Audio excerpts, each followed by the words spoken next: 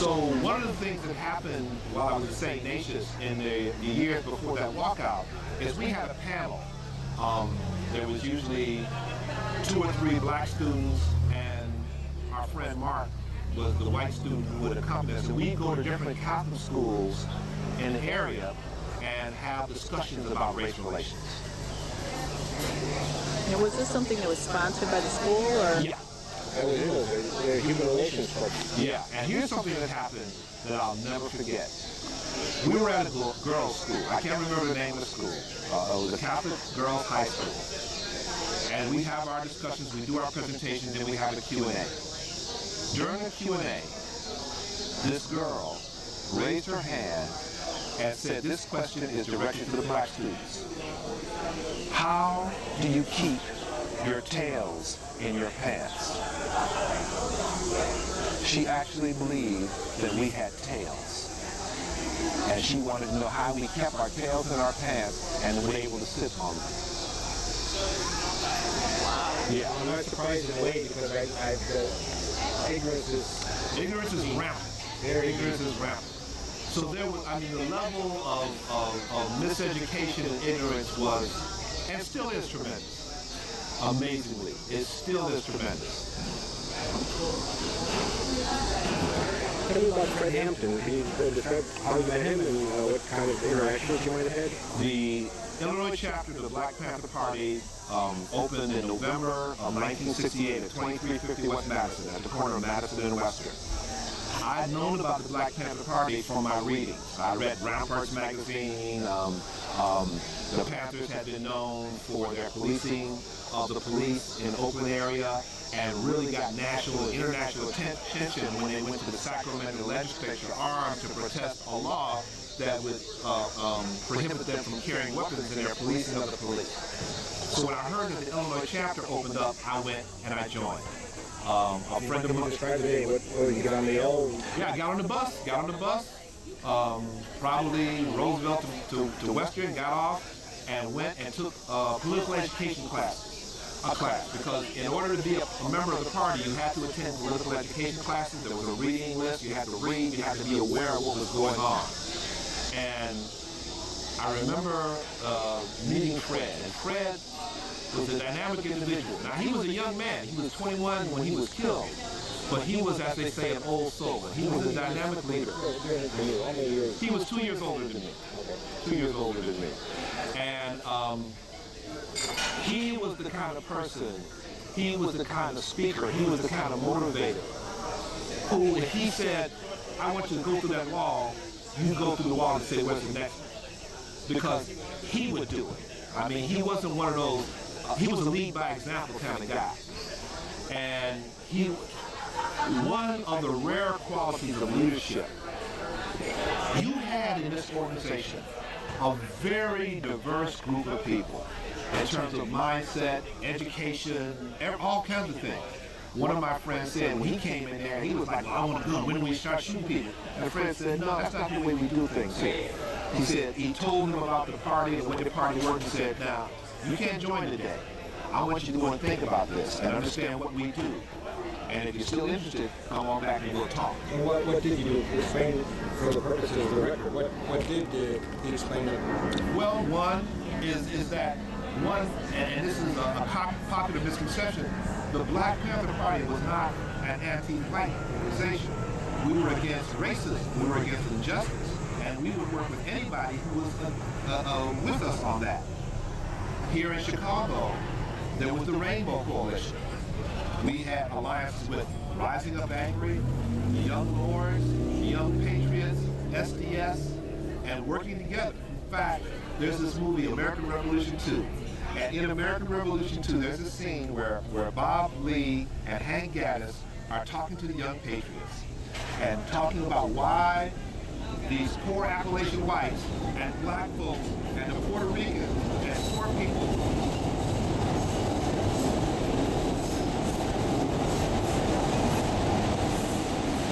You started that again.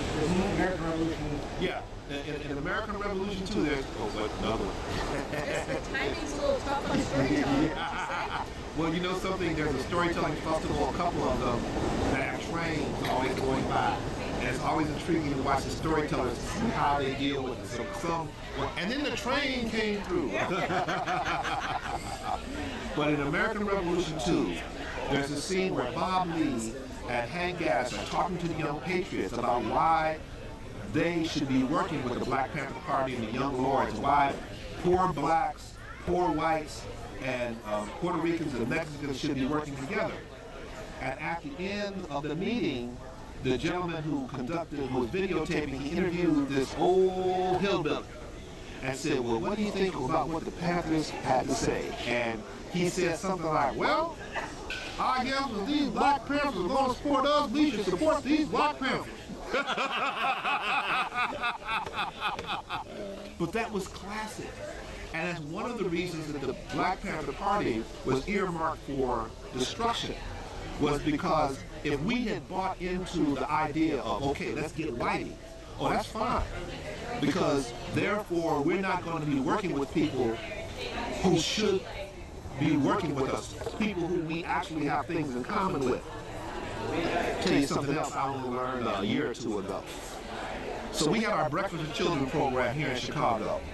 And so two of my comrades, two women Panthers, had a meeting with these businessmen in terms of talking to them about supporting the Breakfast with Children program.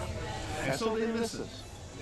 And this is what they said after these women presented the breakfast program. They said, well, if you were to have violent interactions with other black organizations, we would give you money. They wouldn't give money to support the breakfast program. But if we would have violent interactions with other black organizations, they would give us money. What was going on? Because it's that divide and conquer thing. We were doing just the opposite. The Black Panther Party was trying to get the Blackstone Rangers to stop being gangbangers, to stop preying on the black community, to become a political organization. The Young Lords had been a street gang that had become political. And so we were trying to work with people to say, well, no, we need to be working together. We need to not be attacking and oppressing our own people. So we have a bigger enemy. And again, that was one of the reasons the Black Panther Party was earmarked for destruction, because we were bringing people together. And back to your question about Fred. Fred was a communicator. Fred was a person who would get people to see the reality and why we should work together. And at the time Fred was assassinated, he was just about to become a national figure, because he was just that dynamic a speaker. He was just that dynamic a motivator. And that's why he was killed. Because though J. Edgar Hoover had said he would not allow there to be a black messiah. Martin Luther King was killed when?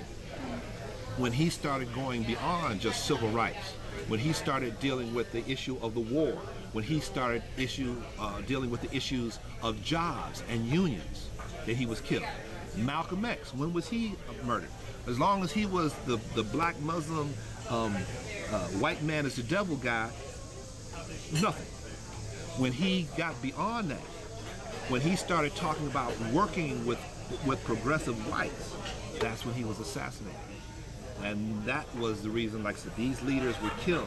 These organizations, like I said, if you were an organization and you were, the Blackstone Rangers had an audience with Nixon in the White House. In the, it was either, I think it was in the 60s or late 60s, early 70s. The Republican Party gave them about $1 million. All right.